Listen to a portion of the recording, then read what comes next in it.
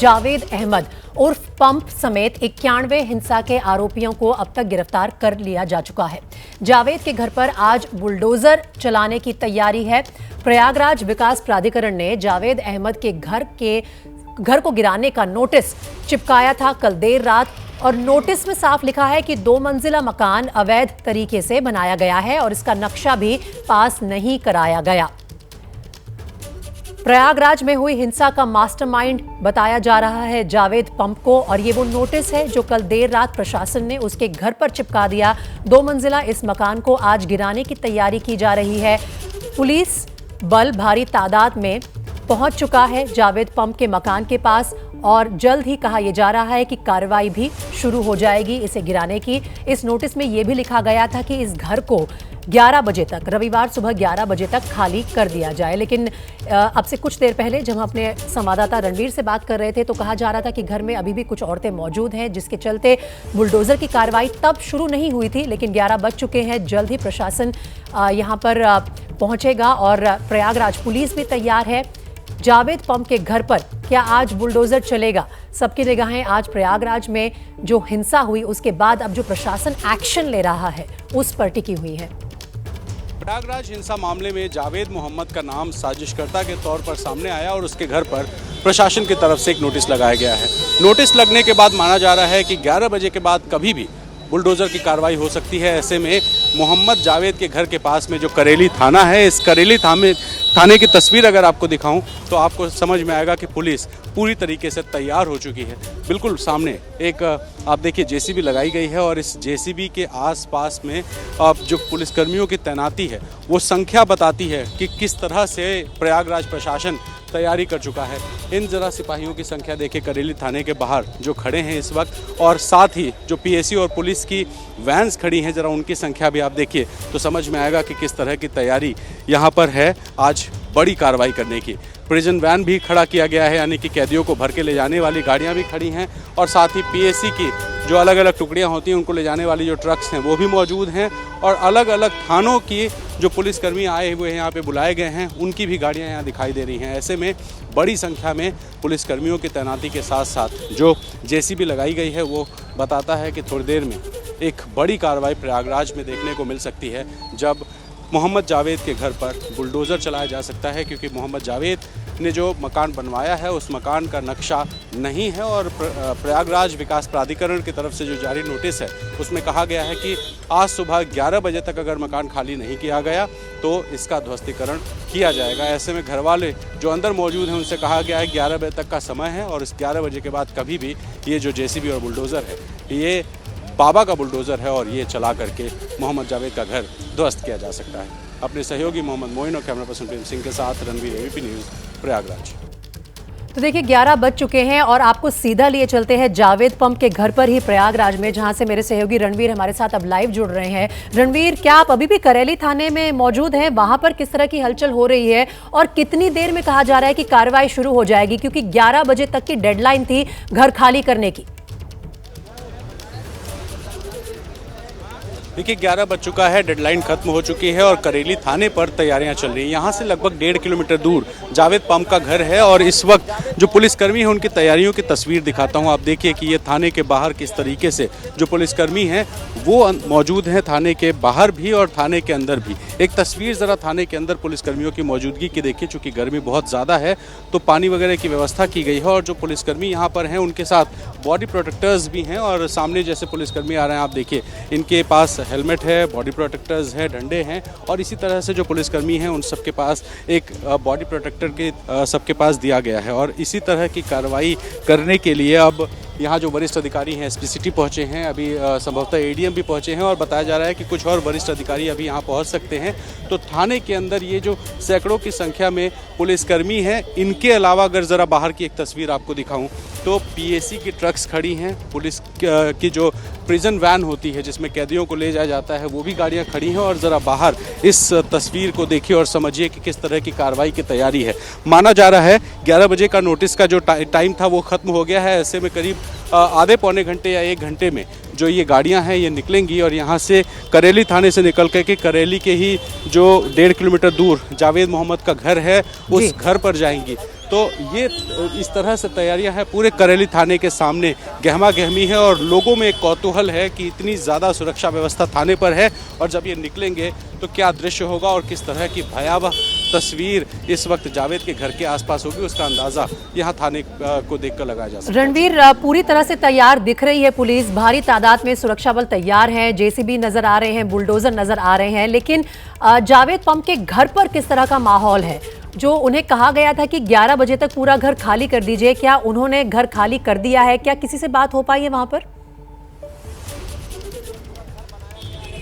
देखिए, घर का गेट बंद है और जब आस पड़ोस के कुछ लोगों ने से हमने पूछा तो उन्होंने कहा कि घर के अंदर 2-4 लोग मौजूद हैं और रात में शायद कुछ सामान पैक हुआ है, लेकिन चूंकि घर के लोगों से बात नहीं हो पाई है इसलिए हम कंफर्म तरीके से ये बात नहीं बता सकते हैं कि सामान पैक किया है या क्या तैयारियां हैं। कोई लीगल रास्ता अख्तियार करने की कोशिश है क्योंकि घर का कोई भी सदस्य बाहर झांकने तक नहीं आया है। घर के अंदर बताया जा रहा 3-4 लोग हैं, तो फिलहाल समय सीमा खत्म हो गई है। अगर घर के अंदर कुछ लोग होंगे तो उनको पहले निकाला जाएगा। इसी वजह से हमने जो तस्वीरें सुबह दिखाई थी कि महिला पुलिसकर्मी पहुंची थी जावेद मोहम्मद के घर पर और वो महिला पुलिसकर्मी अगर महिलाएं घर में होंगी उनको निकालेंगी, पुरुष पुलिसकर्मी जो हैं अगर घर के अंदर कोई पुरुष होगा उनको निकालने का काम करेंगे। और ये जो सुरक्षा व्यवस्था है, चूँकि वो पूरा इलाका जो है मुस्लिम बहुल इलाका है और कहीं कोई प्रदर्शन ना हो, विरोध ना हो, इसको देखते हुए कड़ी सुरक्षा व्यवस्था होगी और बड़ी पुलिस फोर्स की मौजूदगी होगी ताकि किसी तरह की कोई अप्रिय घटना जब कार्रवाई की जाए बुलडोज़र की उस वक्त ना हो।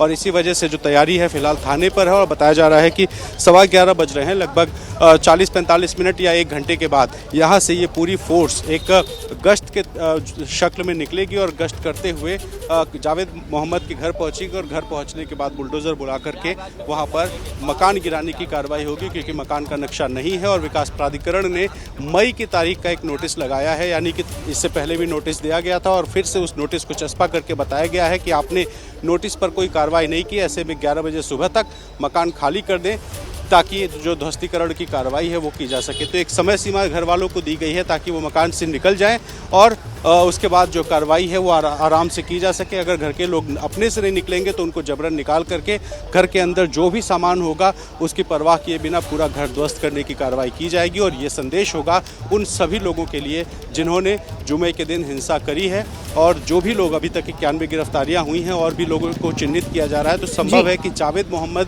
पर पहली कार्रवाई होने के बाद प्रयागराज में और भी ज्यादा जो आरोपी हैं उनके घर पर भी कार्रवाई हो सकती है। जी ठीक है रणवीर, आप बने रहिए हमारे साथ। देखिए, पिछले 3 से 4 दिनों में देश के कई हिस्सों में हिंसा के मामले सामने आए हैं। हर किसी के पीछे कारण बताया जा रहा है नुपुर शर्मा का वो विवादित बयान, लेकिन अब हम देख रहे हैं हिंसा पर एक्शन। आइए आपको इस ग्राफिक्स के जरिए बताते हैं कि कुल मिलाकर अभी तक कहां क्या एक्शन लिया गया है। अगर प्रयागराज की ही बात की जाए तो यहां पर 3 एफआईआर दर्ज हुई हैं। इसके अलावा 5250 लोगों पर केस भी दर्ज हुआ है। कुल मिलाकर 91 गिरफ्तारी हुई हैं, जिसमें इस हिंसा का मास्टरमाइंड जावेद पंप भी शामिल है। उत्तर प्रदेश में ही सहारनपुर की अगर आप बात करें तो 71 लोगों को गिरफ्तार किया गया है और यहां पर भी प्रशासन का एक्शन लगातार नजर आ रहा है। पश्चिम बंगाल का रुख कर लेते हैं। हावड़ा में लगातार 2 दिन हमने हिंसा देखी और यहां पर इंटरनेट की सेवाएं बंद हैं। धारा 144 भी लागू की गई है ताकि लोग सामूहिक तौर पर इकट्ठा ना हो और हिंसा की और वारदात नजर ना आए। हावड़ा में अब तक 60 लोगों की गिरफ्तारी की गई है। प्रशासन का एक्शन। मुर्शिदाबाद में अगर हम बात करें तो हिरासत में 5 लोगों को लिया गया है, लेकिन फिर भी पश्चिम बंगाल में जो बवाल है वो काबू में आता अभी नजर नहीं आ रहा है। और आगे बढ़ते हैं, झारखंड की बात करते हैं। रांची में 9 एफआईआर दर्ज की गई हैं। इसके अलावा 10,000 से ज्यादा अज्ञात लोगों पर केस भी दर्ज किया गया है जो कि हिंसा में शामिल थे, जिन पर शक बताया जा रहा है। कुल मिलाकर देश के विभिन्न राज्यों में प्रशासन ने एक्शन लिया है, लेकिन अभी भी एक्शन लगातार जारी है और जहां से जो अपडेट आ रहे हैं हम आपको दिखाते रहेंगे।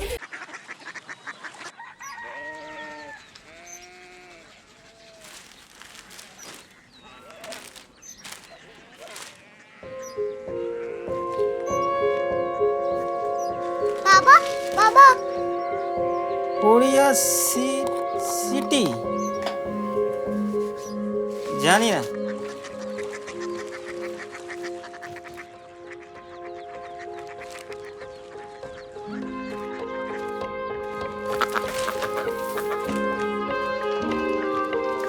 Korea city.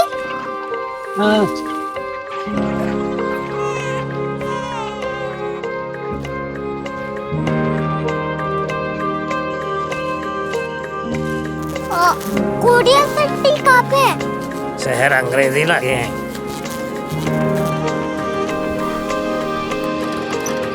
Korea city.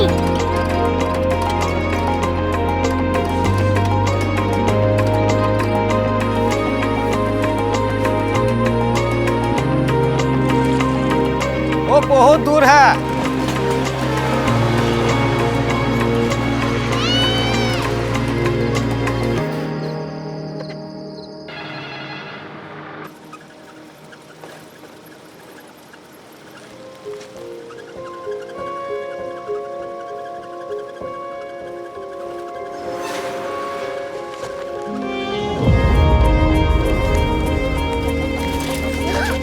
Korea city.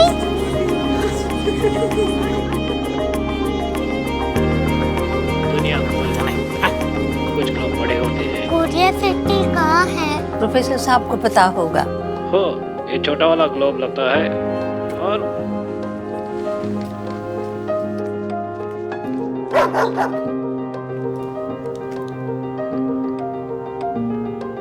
पता नहीं, मेरी बेटी से जाके मिल लो, शायद उसे मालूम हो।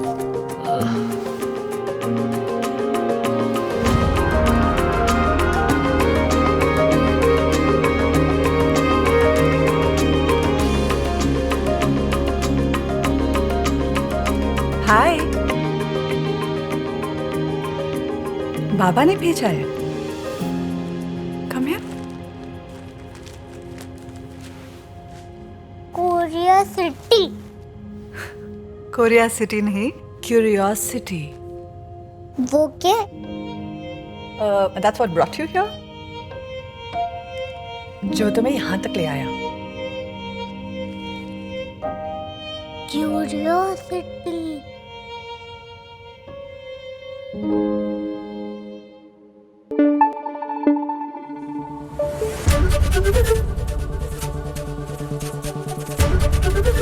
एबीपी न्यूज आपको रखे आगे।